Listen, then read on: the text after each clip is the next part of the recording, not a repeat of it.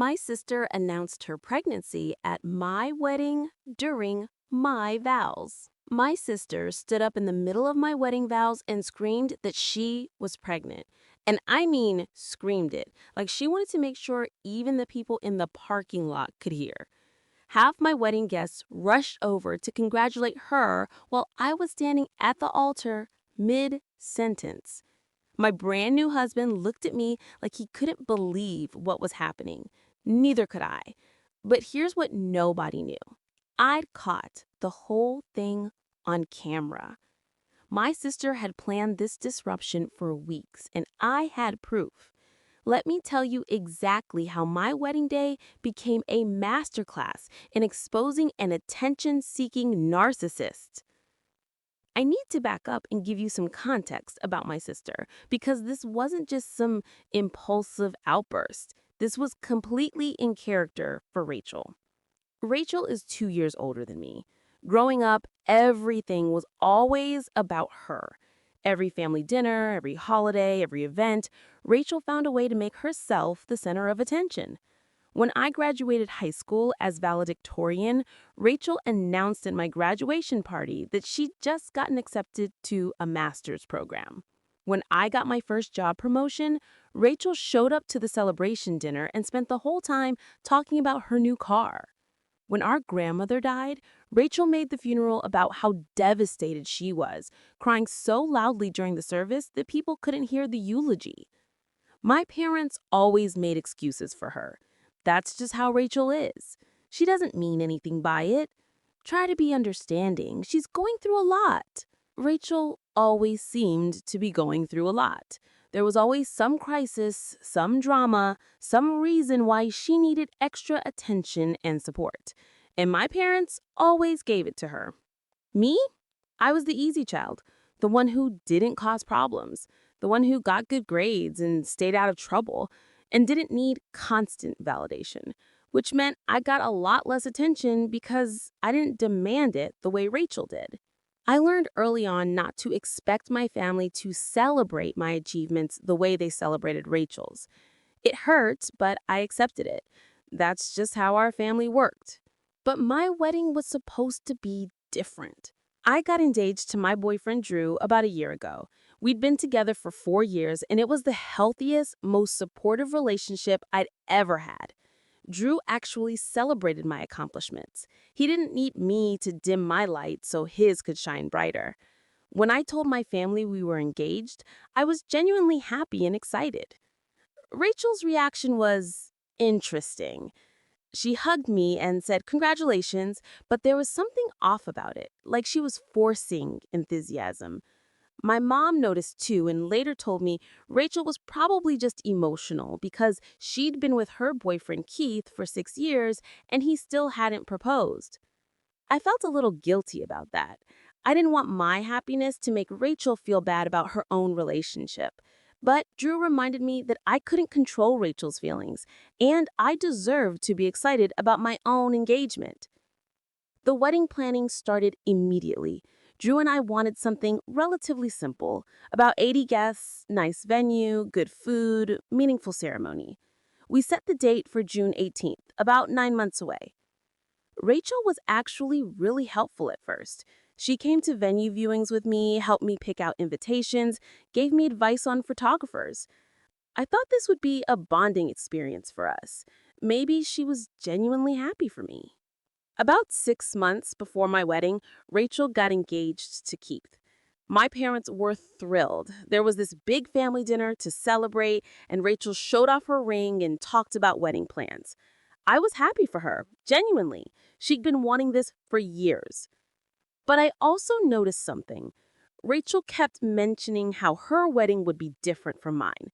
Bigger, more elegant, more memorable. She'd already booked a venue for next April, even though she'd just gotten engaged. She was planning everything at lightning speed. My mom said Rachel was just excited, that she'd been waiting for this for so long, and now it was finally happening. I tried to be supportive, even though some of Rachel's comments felt a little competitive. Your venue's nice, she'd say, but mine has a view of the lake. Your dress is pretty, but I'm going for something more dramatic. 80 guests is intimate. I'm inviting 150. Every conversation somehow became a comparison between our weddings, and Rachel's was always better, bigger, more impressive. Drew noticed it too. He asked if Rachel had always been like this, and I told him yes, this was standard Rachel behavior. Everything was a competition, and she had to win. 3 months before my wedding, Rachel told the family she and Keith were trying for a baby. My mom was over the moon. She'd been wanting grandchildren forever. Rachel made this big announcement at Sunday dinner with a presentation about their timeline and plans. I was happy for her. A little surprised they were trying so soon after getting engaged, but it was their choice. I didn't think much of it. 2 months before my wedding, Rachel told me privately that she was pregnant. She showed me a positive pregnancy test and made me promise not to tell anyone because it was still early, and she wanted to wait until after the first trimester to announce it publicly. I hugged her and congratulated her, asked how she was feeling, if she was excited, all the normal things. She seemed happy, but also weirdly secretive about it. Said she hadn't even told Keith yet because she wanted to surprise him in a special way. That should have been my first warning sign. Who doesn't immediately tell their fiancé they're pregnant? But I was busy with final wedding preparations and didn't think too deeply about it. 6 weeks before the wedding, Rachel asked if she could give a toast at the reception. I said of course, she was my sister and maid of honor. She seemed really pleased about that. 4 weeks before the wedding, Rachel came to my final dress fitting. She kept making comments about how I looked good now, but should enjoy it while it lasted. When I asked what she meant, she said pregnancy changes your body forever, and I'd understand someday. It felt like a weird thing to say, but again, I was stressed with wedding planning and let it go. 2 weeks before the wedding, we had the rehearsal dinner. Rachel was there with Keith, and everything seemed normal. She practiced walking down the aisle, stood in her spot, knew exactly where she was supposed to be during the ceremony. During dinner, I overheard her talking to our cousin Amy about the wedding. Rachel said something like, "Just wait, this is going to be a day no one forgets." Amy laughed and said something I couldn't quite hear. The whole exchange felt off, but I couldn't put my finger on why. 1 week before the wedding, the sound crew came to do a technical setup at the venue. They were testing microphones, speakers, all the equipment we'd need for the ceremony and reception. I was there with my wedding planner, Natasha, going over final details. The sound guy was testing the recording system. Apparently, they record every ceremony for the venue's records and in case the couple wants to audio later. He was checking sound levels, making sure everything would pick up clearly. Rachel stopped by during the sound check, said she wanted to see the venue one more time before the big day. She walked around, chatted with Natasha, seemed totally normal. At one point, Rachel walked up to the altar area where the microphones were set up. The sound guy had stepped away to check something at the sound booth. Rachel stood there looking around, and then she pulled out her phone and made a call. I was across the venue talking to Natasha about table arrangements, so I didn't hear what Rachel said. But later, that phone call would become very important. The night before the wedding, we had a family dinner. Just my parents, Rachel, Keith, Drew, and me. It was supposed to be a quiet, intimate evening before the big day. Rachel was acting strange. She kept smiling to herself, looking at her phone, and whispering things to Keith. My mom asked if she was okay, and Rachel said she was just excited for tomorrow. My dad made a toast to me and Drew, saying how proud he was and how happy he was to see us starting our lives together. Rachel barely touched her wine glass, said she wasn't feeling well. I asked if she was sure she could handle being maid of honor tomorrow if she wasn't feeling good. She insisted she'd be fine, said she wouldn't miss it for the world. That night, I barely slept. Normal wedding night nerves. I kept going over everything in my head, making sure I hadn't forgotten anything important. The wedding day arrived, June 18th. Beautiful weather, everything going according to plan. I got ready with my bridesmaids at the venue's bridal suite. hair, makeup, dress, photos. Rachel was there as maid of honor, helping with everything.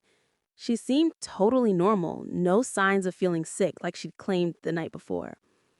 My mom came in to see me before the ceremony. She was crying happy tears, telling me how beautiful I looked.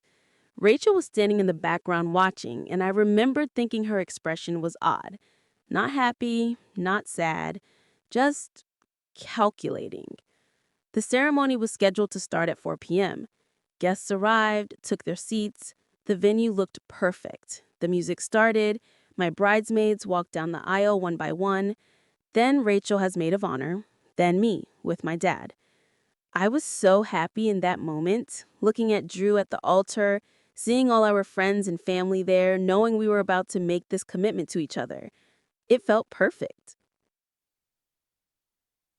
The officiant began. We'd written our own vows. Drew went first. His vows were beautiful, talking about partnership and support and choosing each other every day. I was trying not to cry and ruin my makeup. Then it was my turn. I pulled out the paper where I'd written my vows. I started reading. Drew, 4 years ago I met you and you changed my life. You showed me what it means to be truly seen and valued. You celebrate my successes instead of diminishing them. You support my dreams instead of competing with them. I was about halfway through my vows when I heard Rachel's voice. I'm pregnant! She didn't just say it, she screamed it, loud enough that people in the back rows jumped. I stopped mid-sentence and looked at her. She was standing up from her maid of honor spot, hands on her stomach, huge smile on her face. I'm pregnant, she said again, slightly quieter, but still loud enough for everyone to hear. Keith and I are having a baby. And then the chaos started. My mom gasped and started crying. My dad jumped up to hug Rachel. Guests started clapping and congratulating her. People got out of their seats to rush over to Rachel and Keith. I just stood there at the altar, vows in my hand, staring at what was happening. Rachel was hugging people, crying happy tears, putting her hands on her stomach in that performative way pregnant women do. Keith looked uncomfortable but was accepting congratulations. My mom called out, Rachel, when did you find out? This is wonderful. Rachel said loud enough for everyone to hear, I've known for a couple weeks, but I wanted to share it with everyone at once. What better time than when the whole family is together? I looked at Drew. He looked at me. The officiant looked completely confused about what to do. I tried to continue. As I was saying, but no one was listening. Half the guests were crowded around Rachel. My mom was asking questions about due dates and doctor appointments. Rachel was eating up the attention. I raised my voice. Can we please finish the ceremony? Some people looked back at me like they'd forgotten I was there. A few guests returned to their seats looking embarrassed, but Rachel stayed standing, still the center of attention, still talking about the pregnancy. My mom called out, Oh, honey, we'll get back to it in just a minute. This is such exciting news. A minute turned into 5 minutes. Rachel pulled out ultrasound photos from her clutch purse, actual printed ultrasound photos that she'd brought to my wedding. She started passing them around to guests. Drew squeezed my hand. What do you want to do? He whispered. I wanted to scream. I wanted to drag Rachel out of the venue by her hair. I wanted to tell everyone to sit down and pay attention to the ceremony they come here for. Instead, I said to the officiant, Let's continue. He looked uncomfortable but nodded. Let's all take our seats and allow the bride to finish her vows. People slowly sat back down. Rachel sat too, still glowing, still the center of attention, even while sitting quietly. I tried to continue my vows, but my voice was shaking. I could barely focus on the words. I could see guests whispering to each other, looking at Rachel, smiling about the pregnancy news. No one was listening to my vows.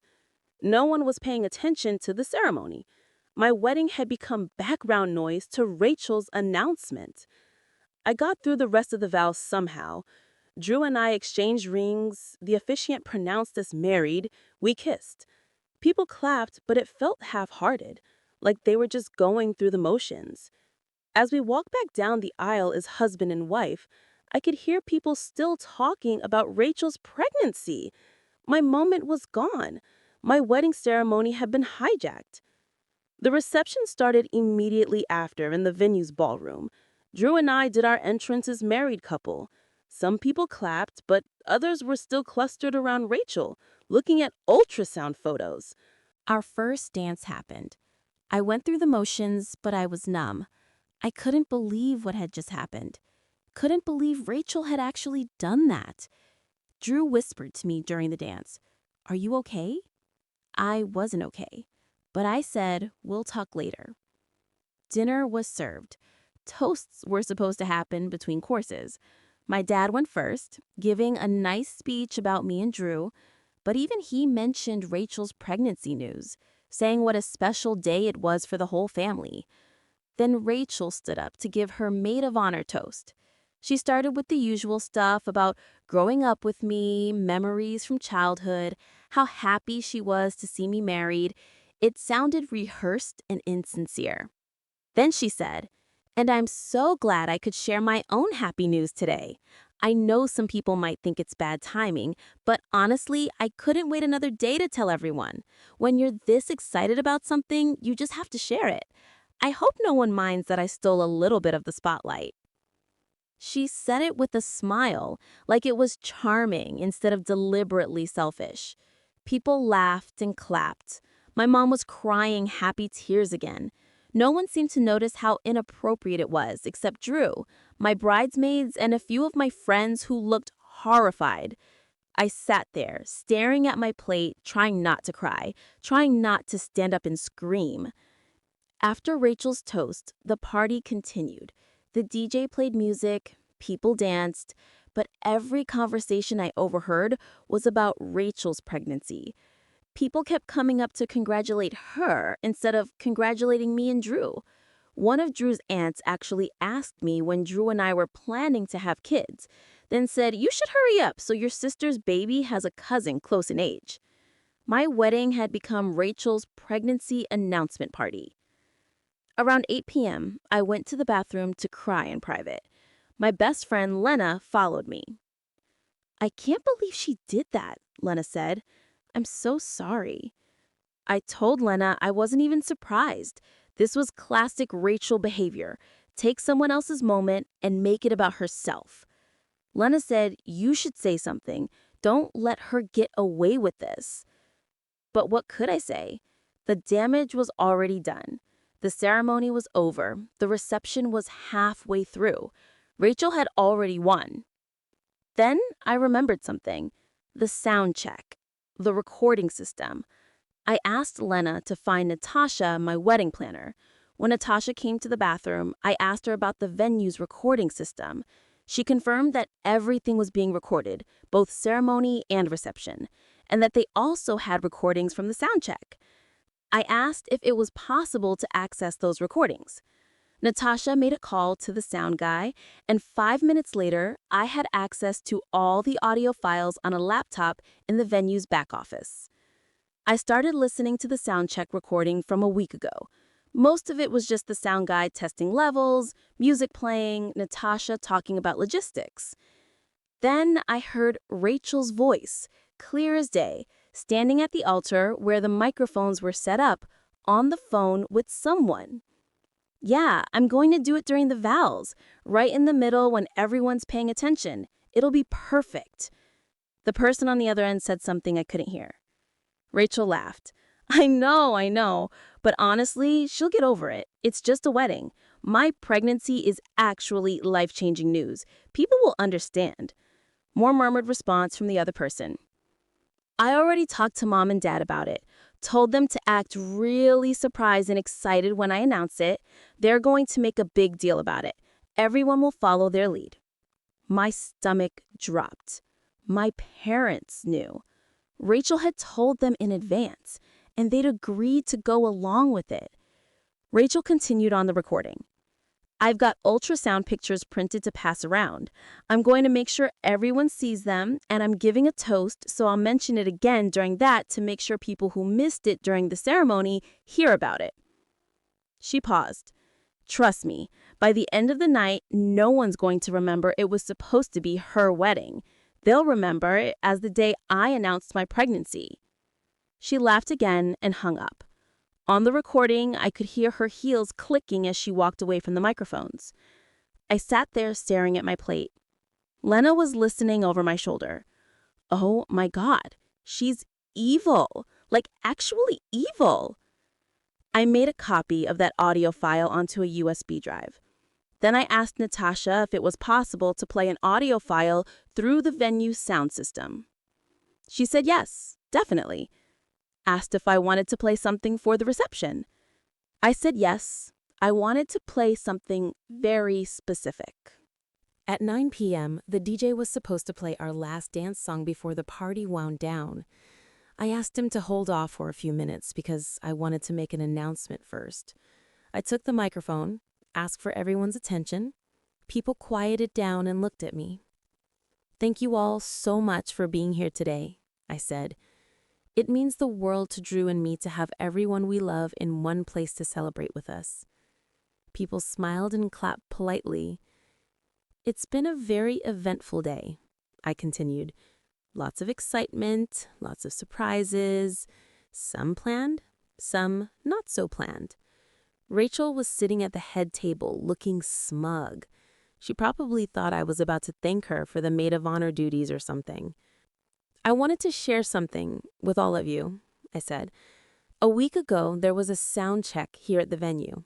The sound system records everything for quality purposes, and during that sound check, one of the microphones picked up a very interesting phone conversation. Rachel's face changed. The smugness disappeared, replaced by confusion and then dawning horror. I'm going to play that recording now, I said, just so everyone knows exactly how today's surprise pregnancy announcement came to be. I signaled to Natasha, who was at the sound booth. She played the audio file. Rachel's voice filled the venue, crystal clear, every word audible. Yeah, I'm going to do it during the vows.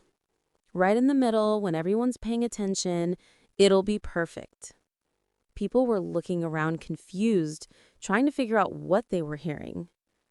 I know, but honestly, she'll get over it. It's just a wedding.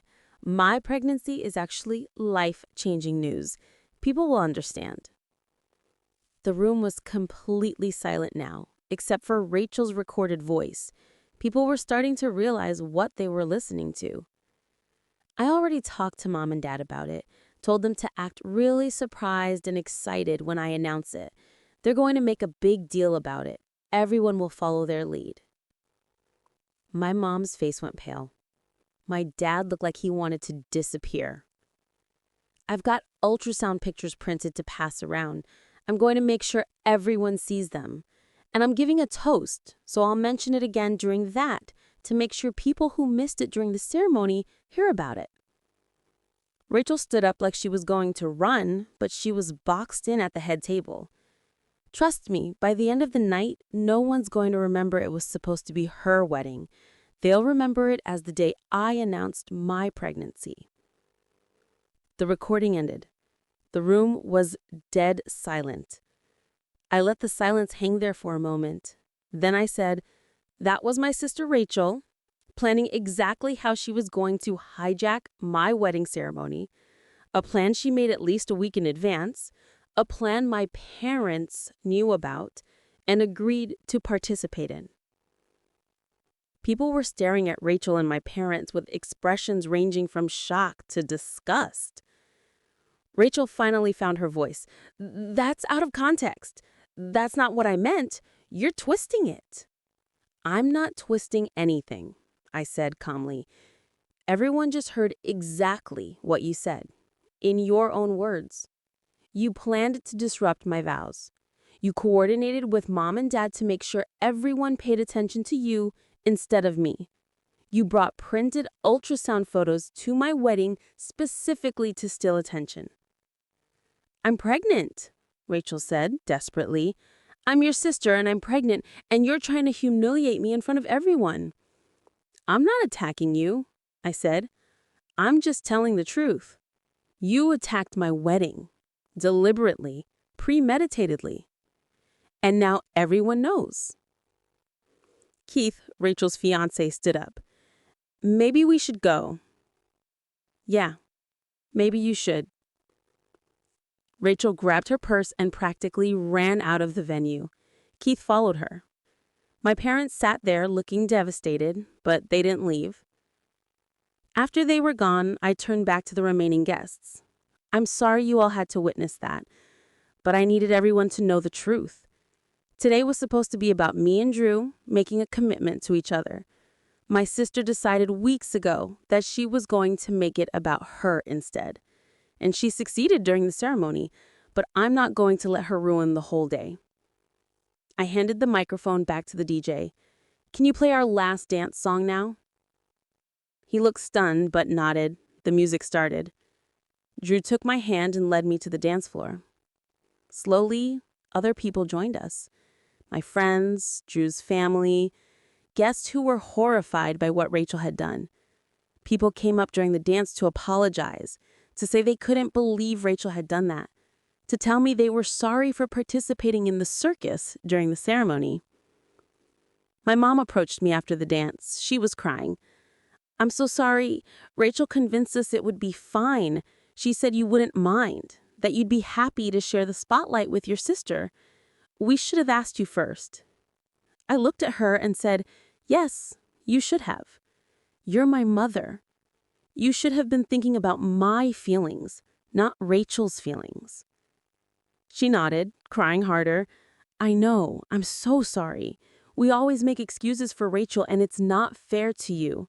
Today was supposed to be your day, and we helped her ruin it." My dad came over too. "Your mother's right. We messed up. We've been messing up for a long time. Always letting Rachel take over, always asking you to be understanding, instead of telling her to stop. I'm sorry." I didn't forgive them right then. I couldn't. But I appreciated that they were finally admitting it. The rest of the reception was actually nice. Without Rachel there, people focused on celebrating me and Drew. We cut the cake, took photos, danced, enjoyed ourselves.